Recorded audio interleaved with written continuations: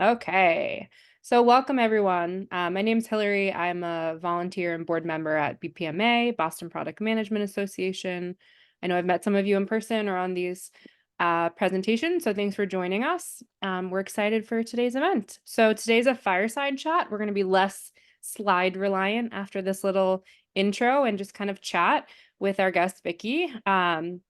About her experience in healthcare and biotech as a product manager and what we can kind of all learn from her experiences there. So the session will be about an hour. We'll leave some dedicated time for Q&A at the end, but feel free to also definitely share questions in the chat and we'll pick them up as we can throughout the session. But there will be some time set aside at the end for sure. So if you haven't joined one of these sessions before, BPMA is a professional association in the greater Boston area and really focused on career development and support for product managers, product marketing professionals, and anyone sort of in tangential roles, people who might be interested in breaking into product. Yeah, and so we have a number of kind of offerings, both in our membership and also just free to the public. So we have events like this, a mix of in-person and virtual. We have a pretty active blog on our website, a mentorship program, a job board. Yeah, so a lot of offerings there. So definitely check out the website. Huge thank you to our sponsors and partners. We have 3 sponsors that we work with, Pragmatic Institute, NDT or New Dimensions Technology, and Product Board. And then we've got a number of partners as well. So check them out. A lot of them are good resources for more learning or networking or job opportunities. And then I just wanted to make a quick plug for upcoming events. We've got 3 on the website right now that you might be interested in. In early April, we'll be hearing from a woman named Sandra Ma, who's going to be talking to us about how to run meetings as product managers that people actually enjoy. So that'll be a virtual session. And we've got a really exciting in-person one that I hope the folks here on the call will check out, and hopefully some of you will join. It's an in-person event at the Slalom office in Back Bay. It's on a Tuesday night, I believe, April 9th. And it'll be a networking event, a mix of sort of open networking and also some structured guided discussions in small groups. And it is specifically focused on the industries of biotech, healthcare, and life sciences. So whether you're already in that space or you're interested in breaking in, hope you join us. We'll be learning more. And then lastly, we have one in May on fostering psychological safety in your engineering teams as a product manager. So excited for that one as well. So if you haven't joined before, quick guiding principles, definitely encourage cameras on if you're comfortable. If you're eating lunch, no worries, or multitasking. And we encourage networking. So in the Zoom chat, feel free to share your name, your title, your organization and industry, or your school if you're currently in school, and your location. And if you want to share your LinkedIn as well, feel free. And again, ask questions in the chat as we go. So these are meant to be sessions for you. And so we want to make sure we answer the questions that you're interested about. All right, so I'm going to pass it over to Vicky in a second. Vicky is a founder and product coach. She coaches product managers and leaders to build better products, better teams, and better careers. And she used to be a senior product manager at the Broad Institute. Check out her website and her newsletter. Lots of good content there to kind of keep the conversation from today going. I'm going to stop sharing. And the way we actually are going to frame this conversation is more of a fireside chat, kind of less formal, less slide-based conversation between myself and Vicky.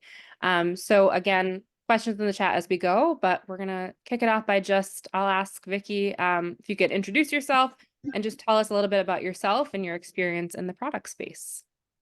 Yeah, absolutely. Hi everyone, really great to be here. There are lots of people in this Zoom session. I look forward to meeting with you all.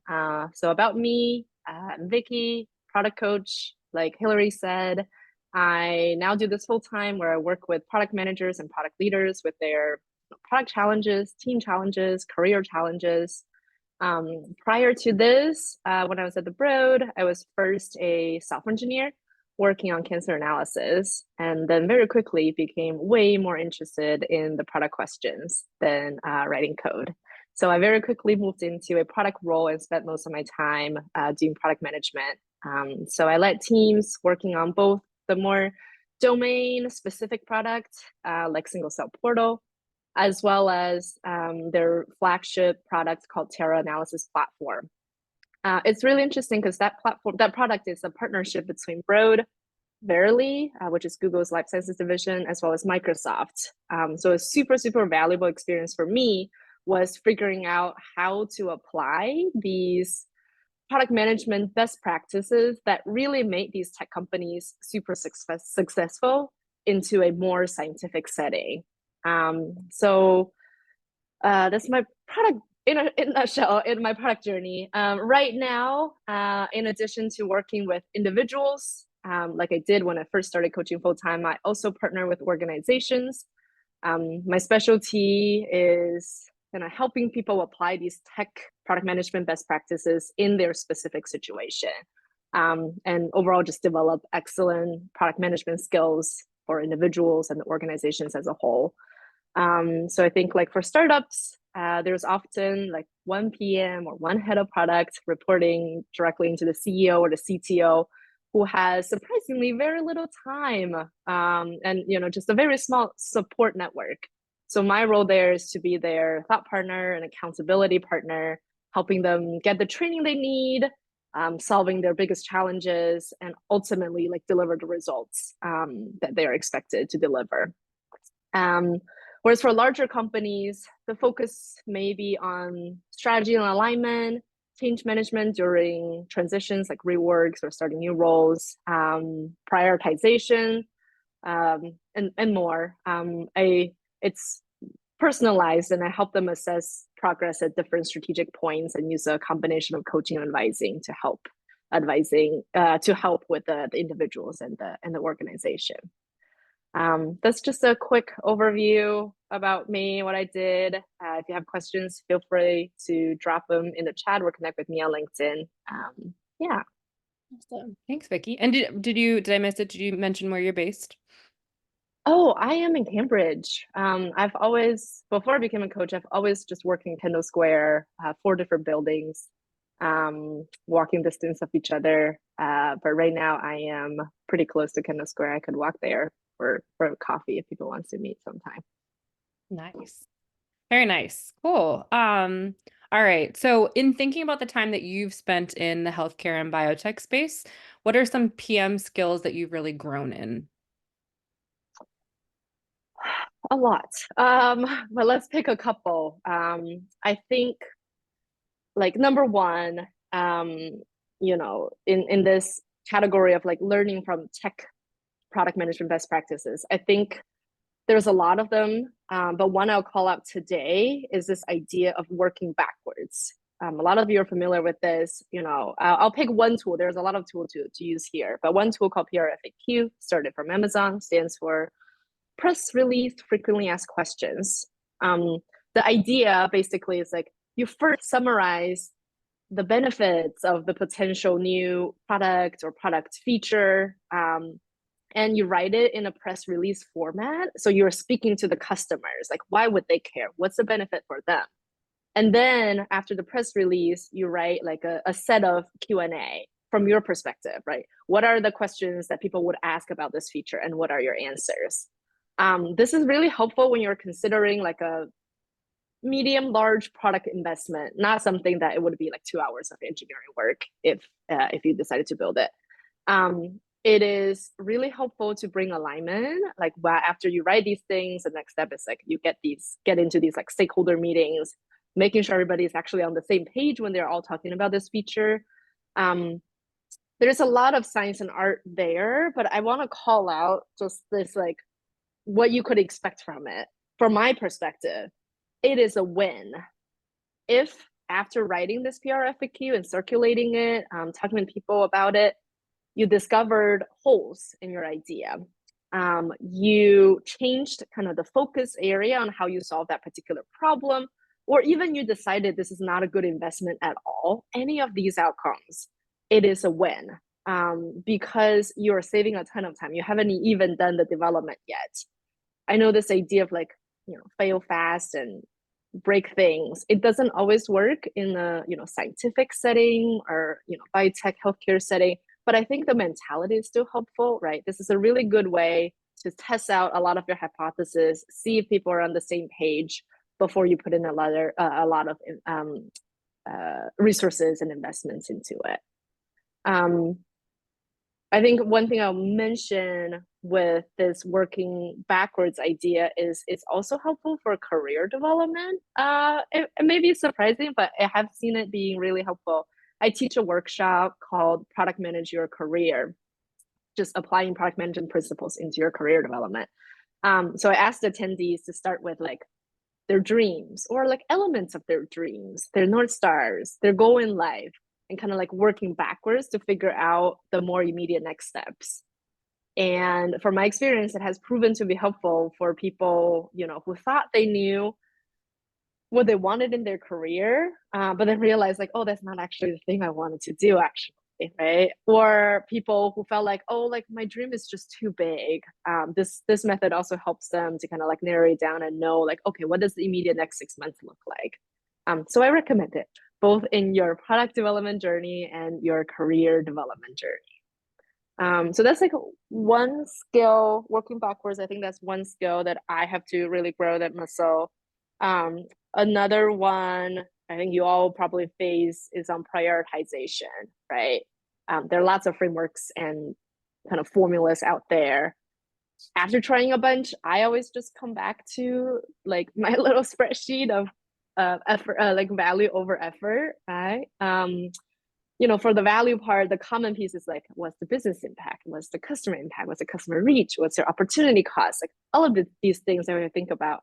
But one tip is I have also found that adding a confidence column to your value over effort spreadsheet is super helpful.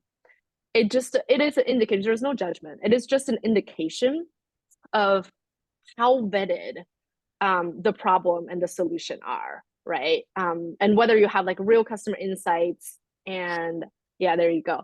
Whether you have real customer insights or hypotheses you develop. This is really helpful, especially if you're in stakeholder meetings. Some stakeholders are really good at persuading and telling us about their opinions, but just getting a pretty objective score on like, okay, what is our confidence level on this feature or on this product investment? Help us just all be on the same page of like, oh, this person has done a ton of research into it. We have customer lining up at the door asking for it versus this is a big idea that we think will be successful, but we haven't fully tested out, right? So that's a little tip. Prioritization. So working backwards, prioritization. And then I think a third one, which is a common trait across a lot of the PMs. Oh, by the way, when I say PMs, just for the sake of simplicity for this presentation, I'm talking about people who do product work, right? Product managers, product directors, heads of product, VPs of product, even some data analysts. Like if you're doing product work, I'm grouping you into PMs just because it's short, just for this talk. Yeah, so I think a common trait across PMs in biotech and healthcare is how much they care about the problems and the users, right? This is a passion that a lot of these people I work with share, which is improving human health. Like at the end of the day, that's what they want their products to do. And I think it makes a difference in how they show up to work and especially approaching challenges, right? They are not only motivated by the business outcomes, but also by the potential impact of the work on people's lives, on the scientific breakthroughs. And that passion, I think, helps them pursue solutions relentlessly when it comes to like improving human health outcomes. Yeah, that third one makes a lot of sense. In terms of like as you think more about deeply caring about the problem and your users, can you share a little bit about how you feel this learning or this skill is relevant for PMs who are not only in the healthcare biotech Mm. industries? Mm-hmm.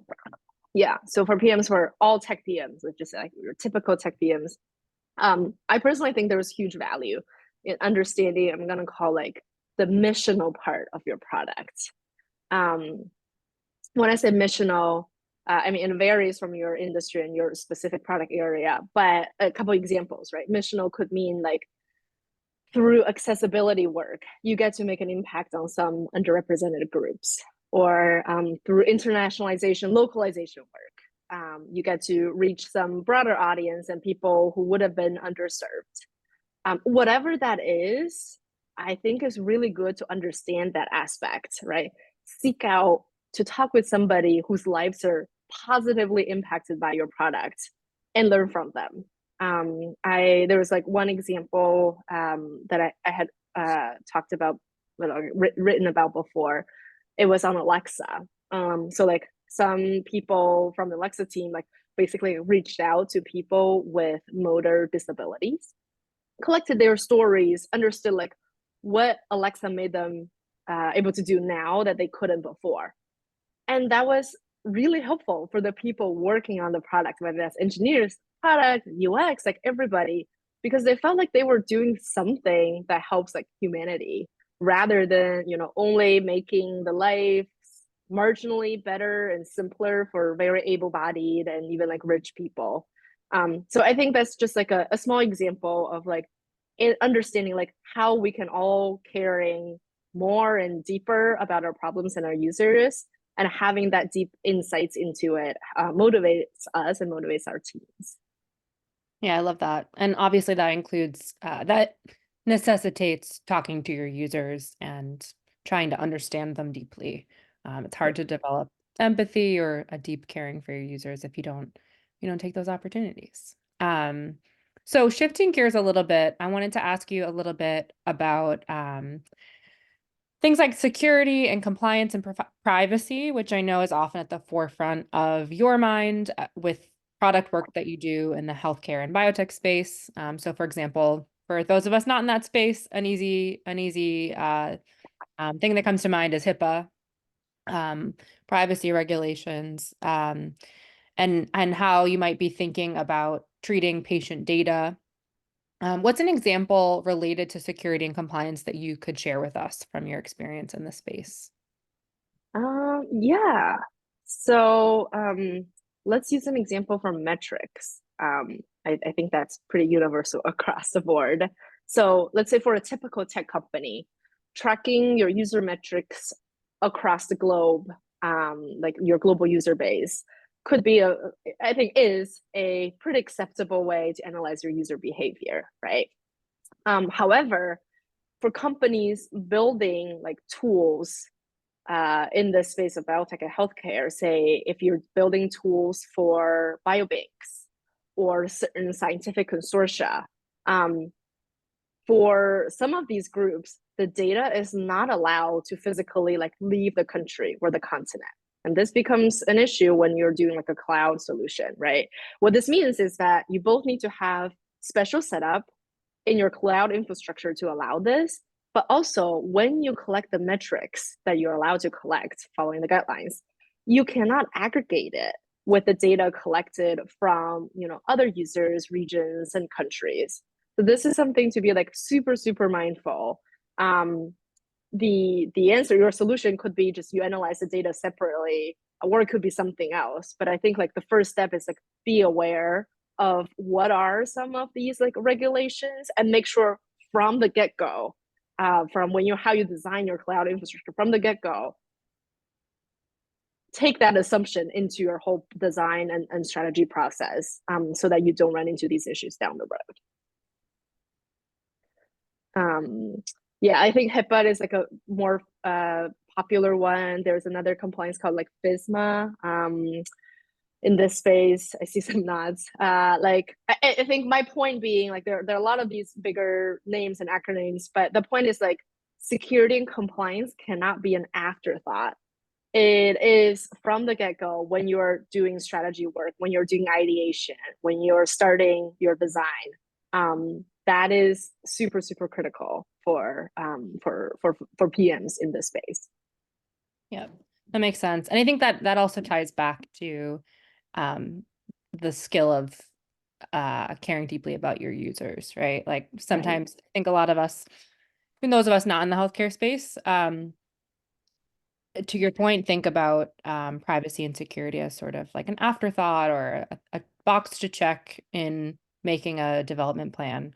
Um, but it's hard to think of it that way if we're thinking with empathy towards our users and thinking about Mm, like, what I want my own data treated, my own health data or tracking data if we're not talking about healthcare, but just generally as a mhm, tech PM. So I guess on that note, what can you share with us non-healthcare tech PMs who don't work with things like patient data mhm. necessarily, but should still have guidelines like these top of mind for us?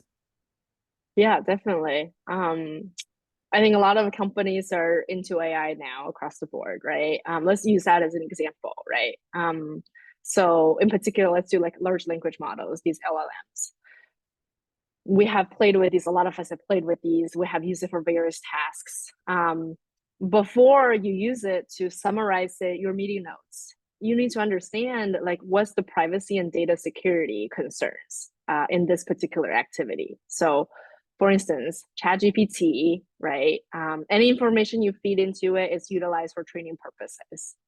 That's what the license says. So you, as the PM here, need to just exercise extra caution when you are using it to summarize your meeting notes, customer insights, reviewing, proofreading your confidential product docs, right? Any of these exercises, um, be aware. Even I think this is a way to think about it, even outside of like a feature development, right? This is just your day-to-day PM life. Also, there are additional and different security, privacy regulations in different countries and regions. So one come to mind is like with recent EU regulations, they're often stricter than the ones in the US, at least different, such as the DMA, Digital Markets Acts. Um, there are PMs in real life that spent weeks proposing these product features that would literally be illegal in the EU, right? Because they just didn't understand the basics of law or some particular aspects of their feature and the implication on the legal side. It could have saved them weeks of their time if they understood, had a little bit of familiarity around, okay, what is the regulation? What am I allowed and not allowed to do? So this is what I mean. You can't make it an afterthought after you're done proposing the feature, because that's the time that you don't get anymore, right? Like you have already spent all this time thinking deep into the feature that's not allowed. Yeah, does that help answer the question? It does. I know personally I've worked on teams where I have like currently I have a resource that I can lean on to gain that insight, right? We have a legal team that I has great to work with and Yeah, can kind of give me the lowdown of the basic regulations I need to keep in mind when designing right. a feature. For those of us who don't have those resources, any recommendations for how to kind of stay on top um, of that guidance? Yeah, this is a really good question. I was recently chatting with a good friend of mine. We like recorded a podcast. I'm saying it because I'm not very good at editing these things. But anyways, a good friend of mine who's a PM and was just telling me about, in order to understand HIPAA, like he just spent some time like reading the very long PDF doc to gain some of these knowledges. Now there are maybe quicker ways to do this. You can get summary information, but for the level of work that he needed to do, he deemed that was like the best way to do it.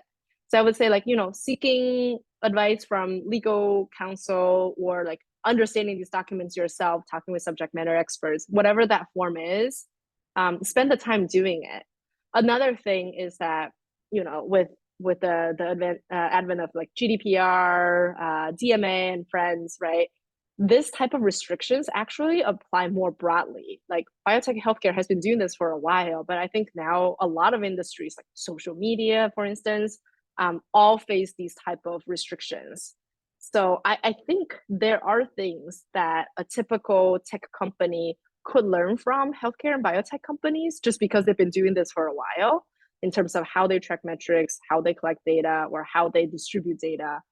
So it's worth making friends with these people and learn from like, oh, what are some of your lessons learned so I can spend less time doing this next time when it's my turn. Yeah, that's great advice. I think sort of a related note or related question. Obviously, many of us, so some of the folks on the call have probably worked in these fields for quite some time. Others of us have probably shifted industries. I know I've had to learn, joined a company in a product role where I wasn't familiar with the industry and needed to learn the ropes, learn some of the foundation. So I'm wondering, for you, like even with as someone without a background in things like bioinformatics, I'm sure you didn't always have the expertise or the context that you needed while you were working as a PM in this field. How did you kind of overcome those knowledge gaps, when they arose for you? Yeah, that's definitely right. I didn't always have that. So my background, my training is in bioinformatics, but I didn't know everything in science. Especially like when I first worked on single cell, I like had no idea what are some of these terms. I think I had heard of the word single cell sequencing, but I didn't understand the gene expression visualizations that needs to show these type of data, etc. So I think to overcome some of these knowledge gaps, on a high level, right? Try to find answers quickly, right? Like PM, you're racing with time. If you don't find answers quickly to help you make these product decisions, you're probably left behind by your competitions and like whatever the situation is there for you. This idea of finding answers quickly sound really simple. From my personal experience, just like firsthand when I was a PM, this is especially hard when you're already too busy, spread too thin, way too stressed to be strategic, right? I'll tell you like a personal story. When I was first became a junior PM, I had a really good mentor, and one day in our one-on-one, he was like, "You just seem stressed. What's going on?" And I was like, "Oh, I just have a lot of work to do. I got to do this, and I got to read these papers after I eat dinner so that I can prepare for my chat with these customers tomorrow." And I was like, "Okay, like tell me about these publications you have to read." I was like, "Oh, like these recent scientific advancements in single cell. I don't understand, but I want to at least know the basics so I can talk intelligently with others and understand their language." Right. So like I went on and on as I was talking and having this conversation with a mentor, like I realized, oh, like the question I was trying to find answers to is like very specific things. I could spend an hour and a half, 2 hours that evening doing all this reading and research myself, or I could chat with my friend who is a subject matter expert and ask for 15 minutes of their time.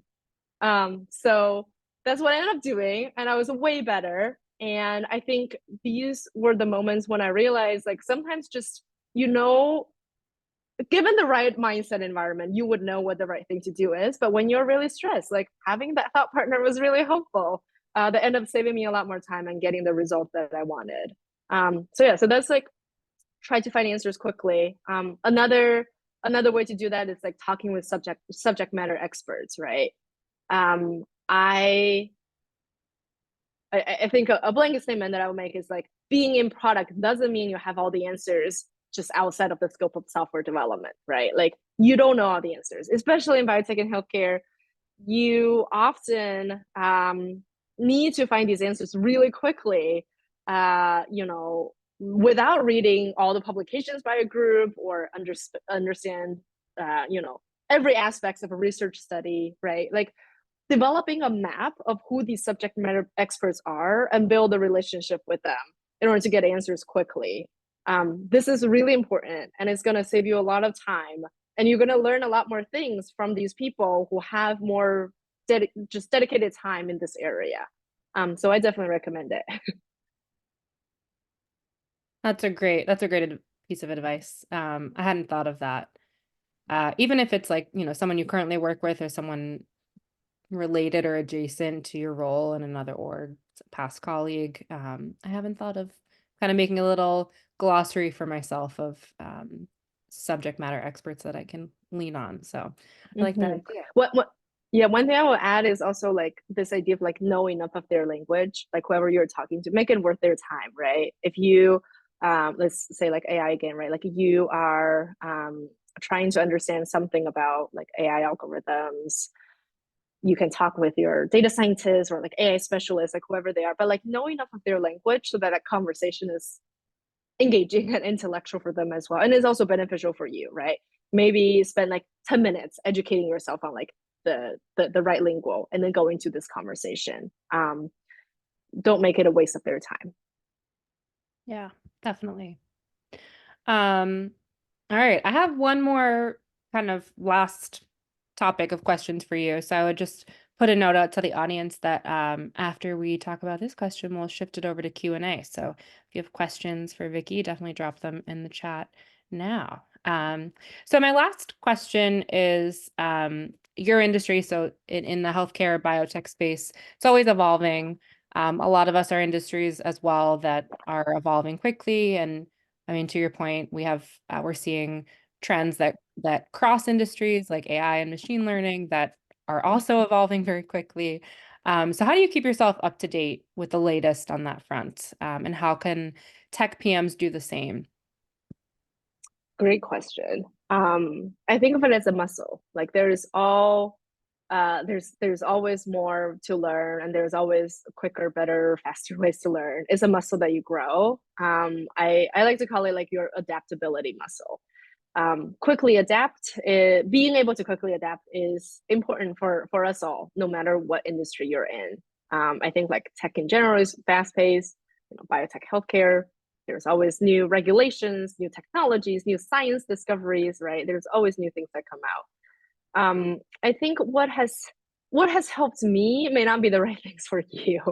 Like I like to consume work knowledge in bullet points, right? Like if I read a newsletter that's like really long, I lose track of it. But if it's in bullet points, like I consume that really well. I like to have like conversations with people, having these like one-on-ones especially, like that's a really good way for me to learn and grow. But yeah, I think it's different for everybody, but the key is like you figure out what works for you to grow your adaptability muscles. And the benefit of that is, I mean, like ultimately become a better PM, but I think specifically it helps you propose better features or save more time. I'll give you one example of a client I was talking with. They were working on proposing like a new product feature. So they were like talking through these ideas with me. Um, as their coach, I tried to poke holes, ask them important questions. One thing I ask about is their competitive advantage comparing to like a product I know in this field. And they realized in that conversation, they're like, "Oh, I never heard of that product. Like, what do they do?" So the conversation quickly changed into like, "Okay, let's get on the same page. There's more like education and training that we should do to understand our competitive, understand your competitive advantage. What does the competitive landscape look like?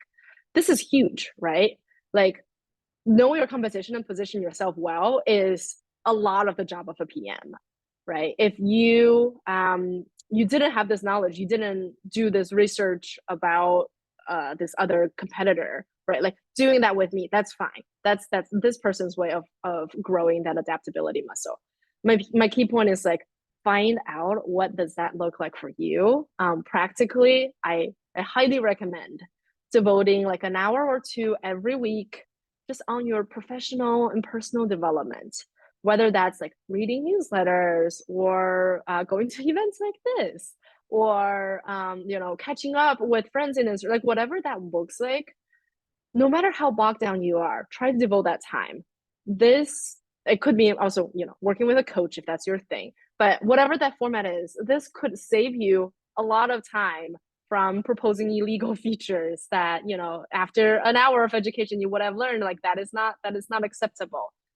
It could help you propose a better product feature because you understand your competitive advantage a lot better and you can lean into those. So I think the specific format is different for different person, but the general advice of try to devote this time on a regular basis is beneficial for us all. Great. Thank you so much. Yeah, it's a good last point about I have to remind myself of that often too, is like carving out time for professional development or my things that are important to me in terms of my career goal. I think as PMs, we get very busy and we tend to be pretty meeting heavy. And if I don't bake it into my calendar, I know I won't do it. So, Yes, yes, schedule it on your calendar ahead of time. Yep, a block for learning. I love it. All right, we have a question in the chat, and then I had a couple of questions prepared too. But definitely a reminder for folks, we got a little bit more time, so we're going to shift over to Q&A. And if you have questions for Vicky, definitely leave them in the chat. So one question we saw in the chat is, what certifications do you recommend for tech PMs, cloud, Databricks, etc.? And we had a follow-up comment that it depends on what your personal focus is, what products do you love building. So there might be some caveats to any recommendations. Yeah, in terms of certificate, like, are you talking about like trying to break into like getting these, what's the goal for getting these certificates? Are you trying to like break into product management, or are you trying to like I don't know, like enrich your knowledge and develop some skills? Like I think it depends on the goal that you have here. If the person wants to chime in, you can unmute yourself or you can like type here. But I can general knowledge. Oh, okay, great, great. Okay, so that's a different answer. Yes, I think there are a lot of them online. Like Google has a couple ones that I have seen people giving like pretty good recommendations. And I think this follow-up question was really good. Like in terms of like your personal focus, like if you are working in cloud, like you're working on GCP, and you are trying to just enrich your knowledge there to have a deeper understanding, like, you know, I think taking a course from Google could be really, really helpful there. If you're trying to just have like a better overview of like AI, so then you have that in your back of your mind when you're thinking about your own product features. There are a couple other ones. I think it comes down to like what you're trying to get from it. What problem are you hoping this class will help you solve? Great, thank you. And I think a related question that we see often is, oh, and Zandra just read my mind too. What you'd Yeah. recommend. So if you're interested in this space, what would you recommend for people looking to break into product management within the healthcare biotech space? Which specific topics or skills to dive into that are specifically relevant for that industry and can make you stand out? And again, maybe the answer is different depending on if you're completely new to PM or you're someone just shifting industries. Yeah, no, that's an awesome question. I'll give a couple of high level thoughts here.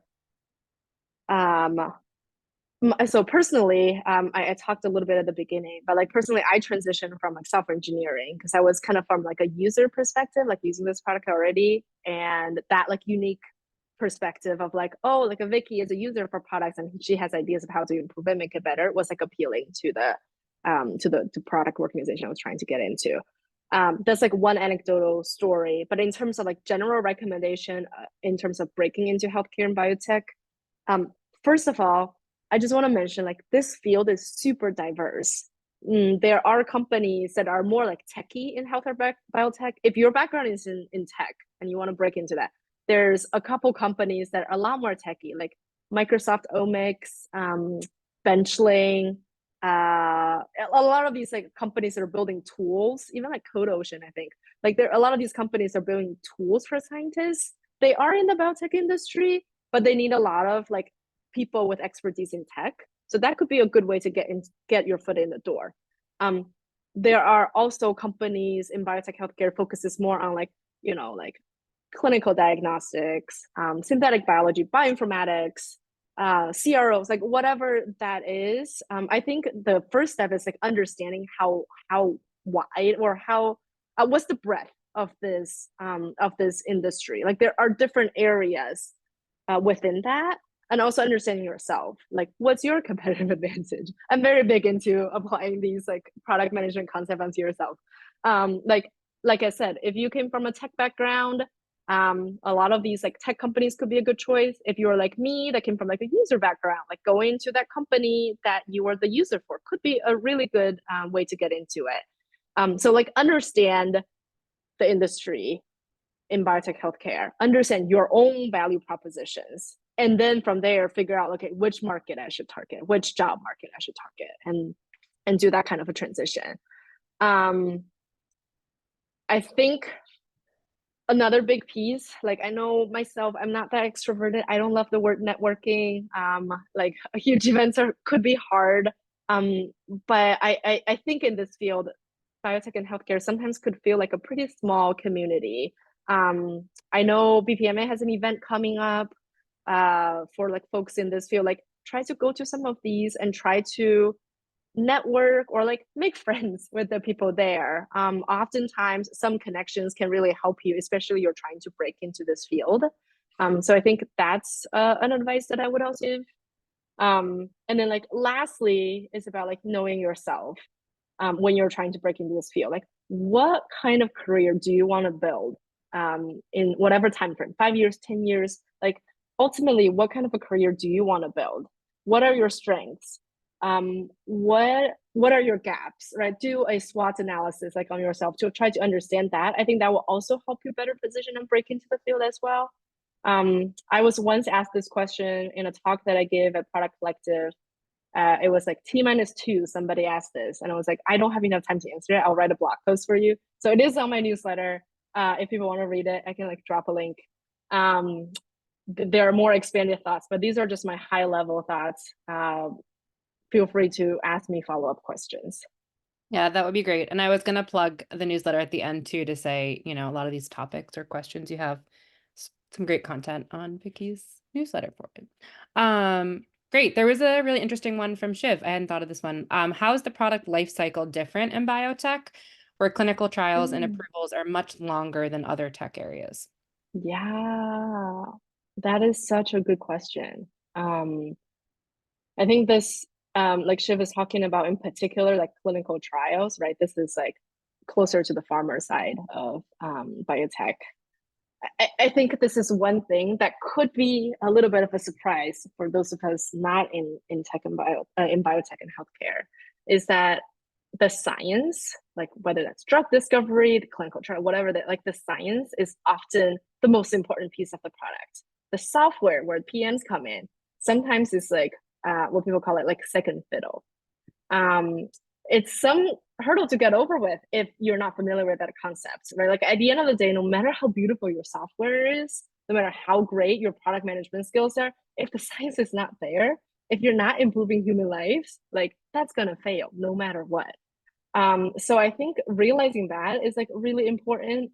And in terms of product life cycles, because of that, right, there's a lot of like modifications that we need to do. Um, uh, for certain leading indicators in tech becomes lagging indicators in biotech, right? With this person points out like clinical trial takes longer, much longer. Paper publication take much longer as well. So when you are thinking about developing product and measuring success, you have to keep those in mind and include that in some kind of like be mindful of that when you are trying to measure through your like KPI, your metrics, like whatever that is. I think there are ways to work around it, right? When you measure like, oh, what's the impact of my product? And the ultimate goal is like my scientists can publish papers faster and they can share that with their colleagues and whatnot.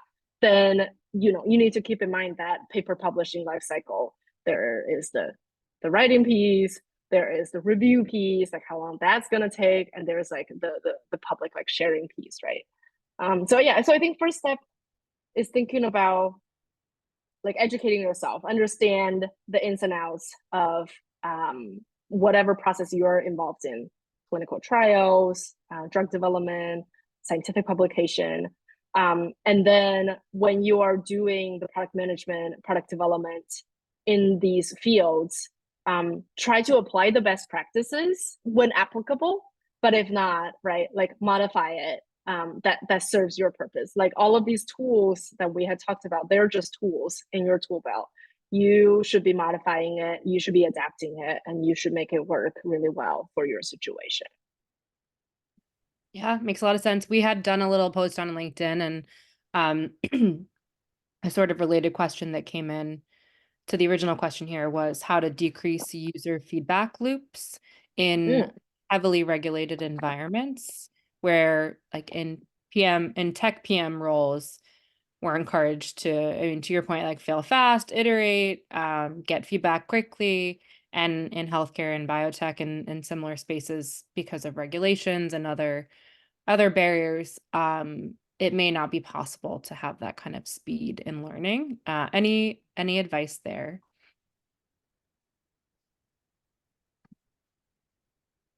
When you say it's not possible, can you expand that a little bit? Like what do you mean by that?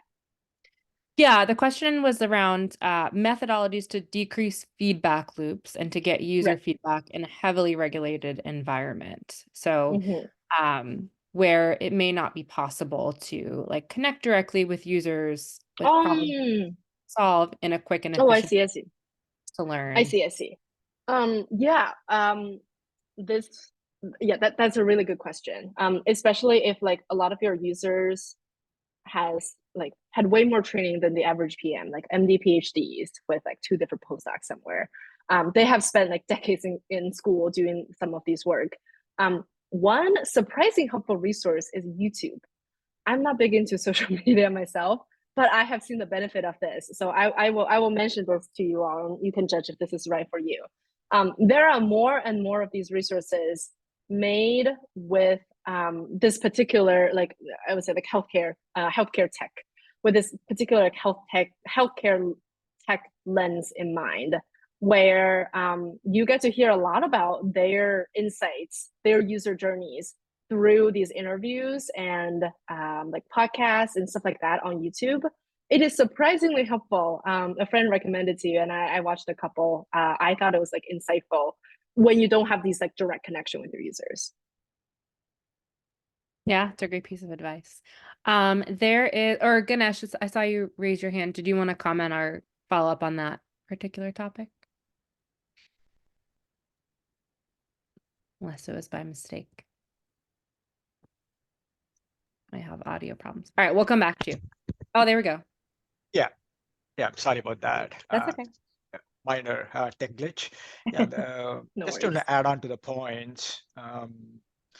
I'm also now wondering how the refinement process actually works in healthcare industry, especially when you are talking about, hey, this is the product that we envisioned, and we need to take it to certain levels, like rolling out to a particular segment so that we can test it out and then we can refine it and then make the product better before we roll out, as like global release, right? It's a global Mm-hmm. the rollout, something like that. So there are steps involved, which is very common in tech industry, fintech industry, etc., etc. Mm-hmm. How does it work in healthcare, given that engaging with the customer, the end customer, who will be using the product, their time is one, it's way more critical when compared to other industry. Two, it's going to be way more costly, right? What is way more critical, you said?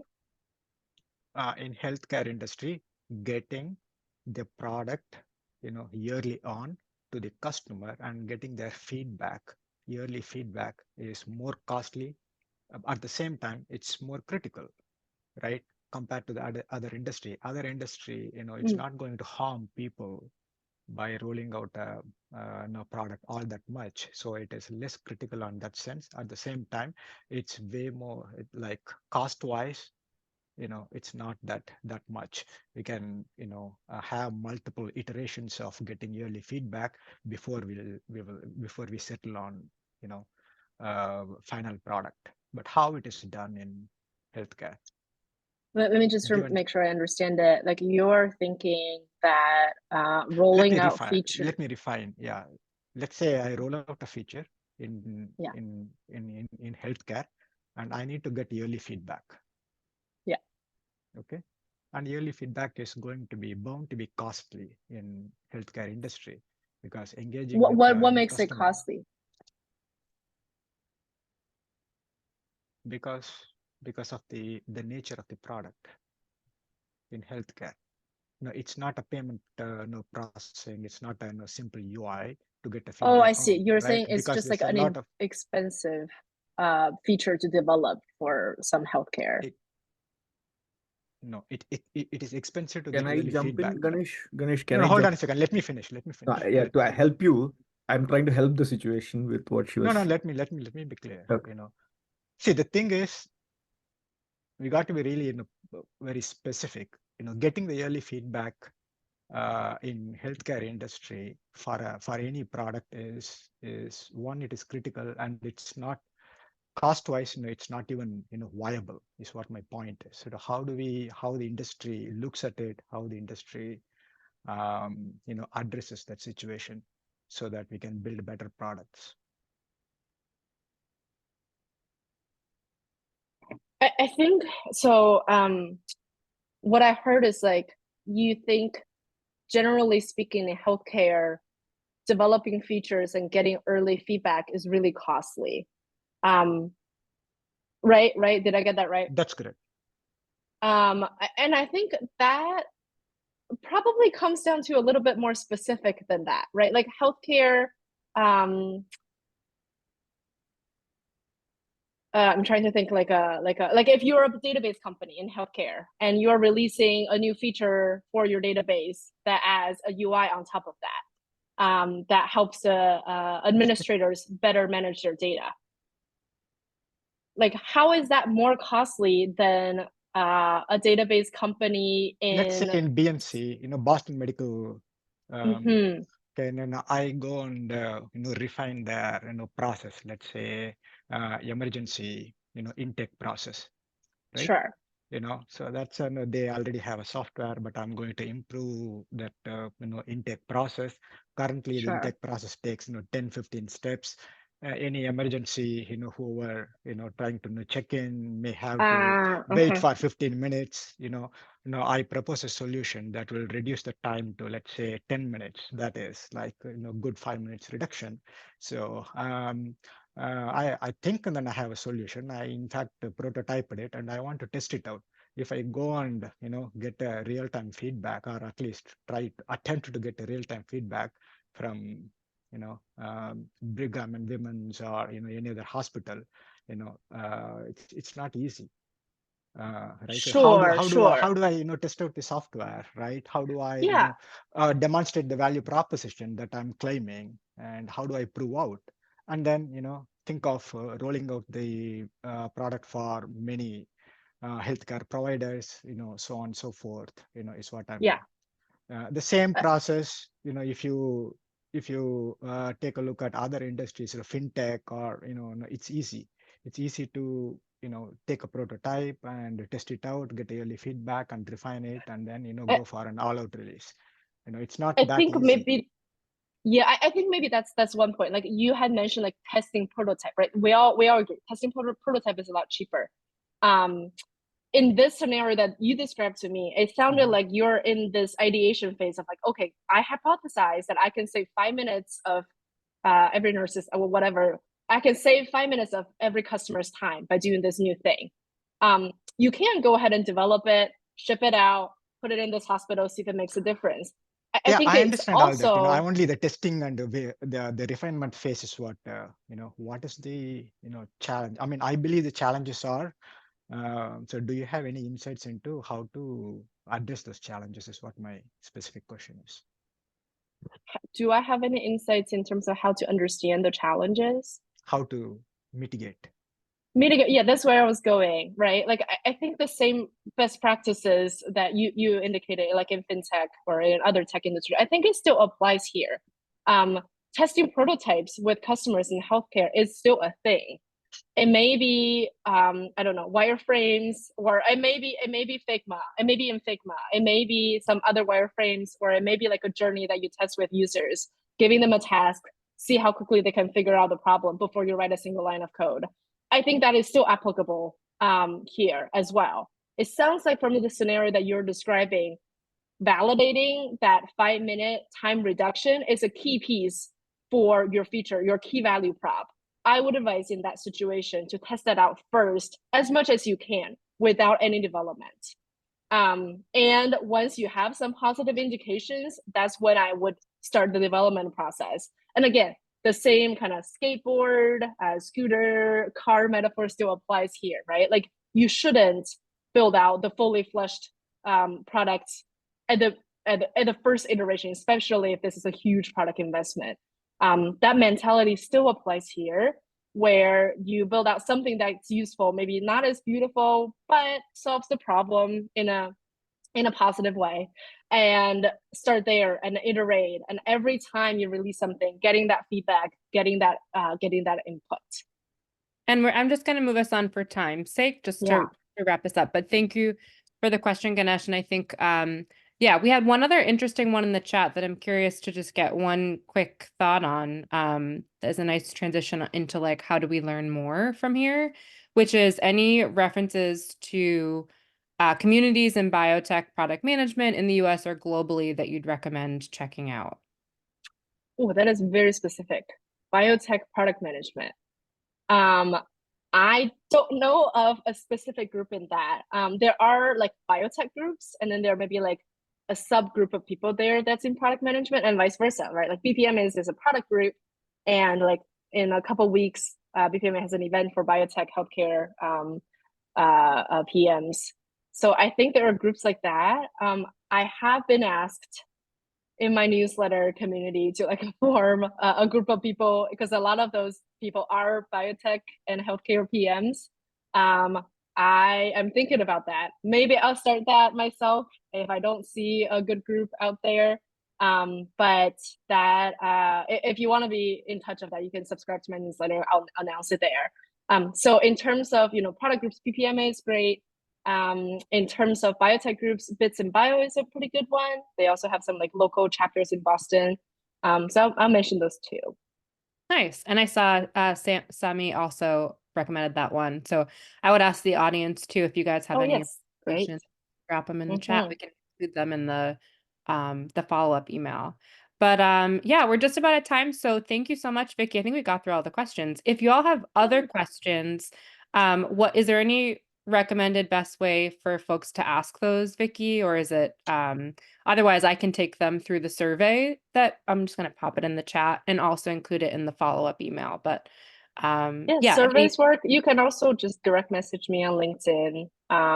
You can email me. I have an email on my website, vickylehers.com. There are lots of ways that you can find me. Okay, we'll make sure, like I said, as a follow-up to these events, we'll send a copy of the recording, link to this survey if you could just fill it out for future, feedback on this session, but also ideas for future sessions. Particularly important if you're thinking of joining that in-person networking event on the 9th of April. Would love to kind of seek your questions and challenges that you're facing in these spaces so that we can make sure to build those conversations into that event. But yeah, if you have other questions for Vicky, you want to direct message her, like she said, or just include it in your response in the survey. That would be I plan great. to go to the in-person event too. So if you want to ask me there. We'll be glad to have you. And hopefully folks on the call, if you can join, definitely check it out. I'll link to that in the email. But thank you all for joining and enjoy the rest of your week. And thanks, Vicky, for talking with us today. Yeah, thanks for having me. Thank you, everyone. All right. Thanks all. Take care, Thank everyone. you. Bye.